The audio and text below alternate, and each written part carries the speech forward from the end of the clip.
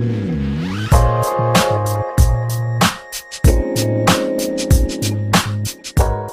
the fight against ISIS has been characterized as a long one.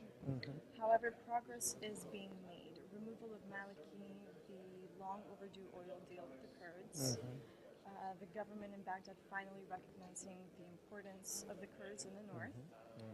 What is your opinion on the above, and what more can the U.S. and its allies do? I think we are making progress in the fight against ISIS. The key in the short term is going to be hard power. The key in the short term is creating a three-front war against ISIS. So that's the Kurds pressing from the north, the Iraqi security forces from the south, and in the west, a bombing campaign. In the medium term, the real key is going to be financial. It's going to be cutting off the money, because that's what makes ISIS very different than Al-Qaeda. They're much better funded. And then in the long run are the things I'll be talking about this morning at this conference, which are the soft power options: education, opportunity, literacy, creating a sense of something better than becoming a jihadi. So I think there's a kind of a temporal quality to what needs to happen: hard power in the short term, financial power in the medium term, and soft power in the long term. And then you discussed this soft power, this idea of, well, there are other options out there.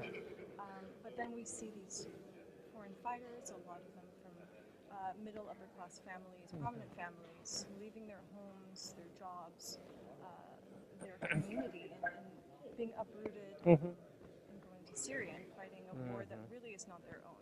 I think that that's correct. This is a tiny number of the jihadis are coming from upper class families. The vast majority are coming out of lower to extra lower financial families, both indigenously in this part of the world, and even those coming from Western countries. I think if you really look at their backgrounds, are not coming from well-to-do homes.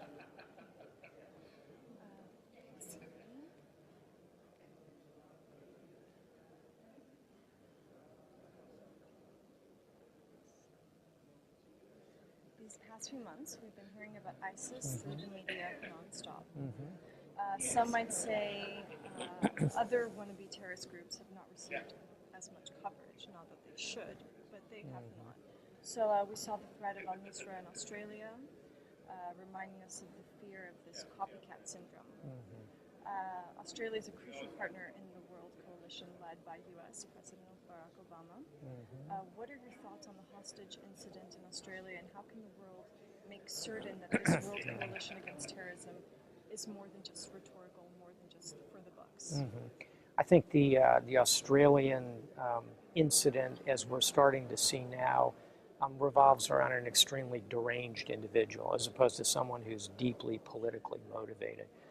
The incident I would point to that's really shocking and terrible occurred in Pakistan yesterday, which was 150 school children killed in a school in Peshawar. And Pakistan, I think, more than any other nation, has suffered from terrorism.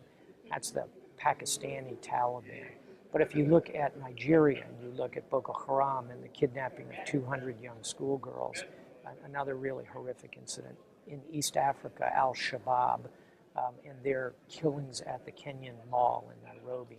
So there are incidents globally that are a reflection of this violent extremism. And I think it's well understood that the solutions to this have to be international. No nation can, on its own, effectively deal with this.